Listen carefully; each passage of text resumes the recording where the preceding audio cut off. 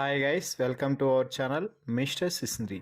Big Boss Telugu season 9లో తనూజ తన సత్తా అయితే చూపిస్తుంది అని చెప్పవచ్చు.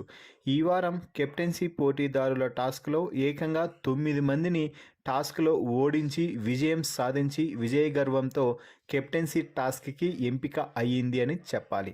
అయితే 9 మందిని అంటే ఏకంగా స్ట్రాంగ్ కంటెస్టెంట్స్గా పిలువబడుతున్నటువంటి కళ్యాణ్, పవన్, ఇమాన్యుయల్, రాము రాథోడ్, భరణి, సుమన్ శెట్టి, సంజన, రీతు, దివ్య ఇలా ఈ 9 మందిని వరుస టాస్కుల్లో ఓడించింది తనూజ.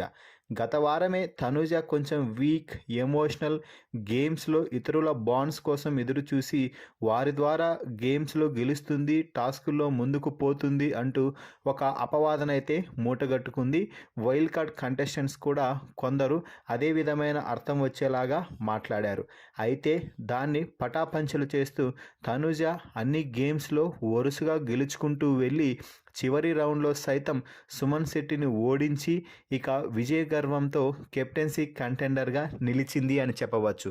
ఢెమాన్, పవన్, ఇమాన్యుయల్, సంజన, కళ్యాణ్ అలాగే దివ్య వంటి స్ట్రాంగ్ కంటెస్టెంట్స్ సైతం టాస్కుల్లో తన మైండ్ బలం అలాగే బుద్ధి బలం అలాగే తన ఖండబలంతో వారిని ఎదిరించి నిలబడింది అంటేనే తనూజ యొక్క గేమ్ పవర్ ఏమిటో అర్థం చేసుకోవచ్చు.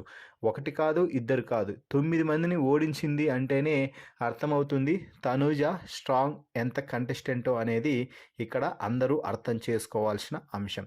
సో ఇప్పటికైనా కూడా తనూజ ఒంటరిగా అయినా గేమ్ ఆడుతుంది, బంధాలతో అయినా ఆడుతుంది.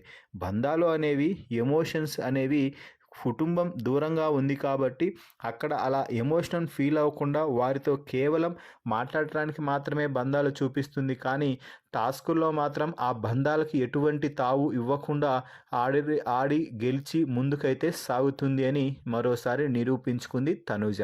సో ఫైనల్లీ 9 మందిని ఓడించి కెప్టెన్సీ కంటెండర్గా తనూజ నిలవడంపై మీ అభిప్రాయాన్ని అలాగే అందరి అంచనాలను పటాపంచలు చేస్తూ గేమ్ ద్వారా మాత్రమే నేను ఆడి ముందుకు పోతున్నాను, నాకు ఎవరూ సహాయం చేయలేదని నిరూపించుకున్న తనూజపై కూడా మీ అభిప్రాయాన్ని కామెంట్స్ రూపంలో తెలపండి.